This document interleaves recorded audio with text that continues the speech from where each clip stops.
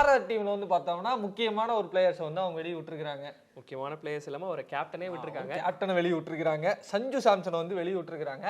இது மட்டுமா ஷாக்கிங்னு கேட்டோம்னா அது மட்டும் இல்ல, அவங்களோட பேட்டிங் ஆர்டர்ல முக்கியமான இருந்த ஒரு பேட்ஸ்மேனையும் அவங்க வந்து வெளியே விட்டுருக்காங்க. நிதிஷ் ராணா அவர் ஏன் விட்டாங்க? ஏன்னா போன சீசன்ல டீமே சொதப்பிட்டு இருக்கும்போது நடுவில் ஒரு சில மேட்சஸுக்கு தைரியம் கொடுத்துட்டு இருந்தது வந்து நிதிஷ் ராணா. நம்ம ஸ்ரீலங்காவின் நெய்மார் என்று அழைக்கப்படும் ஹசரங்காவையும் வந்து வெளியே விட்டாங்க. தலைவனும் வெளியே வந்துட்டாரு. கூட தீக்ஷனா வேற வெளியே வந்திருக்கிறா. அப்படி சிஎஸ்கே கண்டிப்பா வந்து பார்த்துக்கிட்டு தான் இருப்பாங்க. ஸ்பின்னர் தேவைப்படுது. அந்த ஜடேஜாவோட இடத்தை நிரப்புவதற்கான ஒரு ஸ்பின்னர் வந்து தேடிக்கொண்டிருக்கிறார்கள். தீக்ஷனா கூட நம்ம வந்துட்டு நூர் அகமது இந்த காம்போ பார்க்கறதுக்கும் ஜாலியாக தான் இருக்குன்றத சும்மா சொல்லி வைக்கிறோம். நடந்தால் நல்லா இருக்கும். அது நம்ம வந்துட்டு நடக்கிறப்போ பார்த்துக்கலாம். அடுத்து வந்து நம்ம பார்த்தோம்னா இவங்களோட ப்ரைஸ் அமௌண்ட் என்னன்னு பார்த்தோம்னா இவங்களுக்கு 9 பிளேயர்ஸ் எடுக்கணும். இவங்களுக்கு வந்துட்டு 9 பிளேயர்ஸ்ல இவங்க ஒரு 3 பிளேயர்ஸ் மட்டும் இந்த ஆக்ஷன்ல எடுத்தாலுமே ஹாப்பி தான். அவங்க டீம் ஆல் செட்டில் தான் இருக்கும்.